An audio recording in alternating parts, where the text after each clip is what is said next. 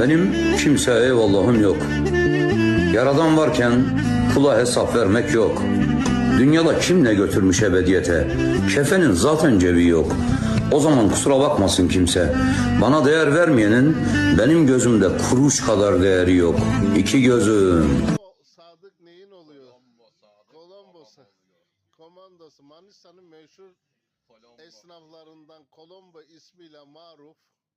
Rahmetli Sadık abinin oğlu. Sadık abinin oğlu Nazip Abaloğlu. Nazip Abaloğlu'nun iş yerine geldik. Bizi güzelce ağırladı, misafir etti. Hoş sohbetimizden dolayı kendisine minnettarlarımızı sunuyoruz. Aynen. Sağ olsun, var olsun. Allah işlerini rast getirsin. Teşekkürler. Aynısını ben de. Aynı şekilde diyoruz ki sen yoksan bir kişi eksikiz. Sen varsan her işimiz tam. Allah'a emanet ol Sadık Büfe.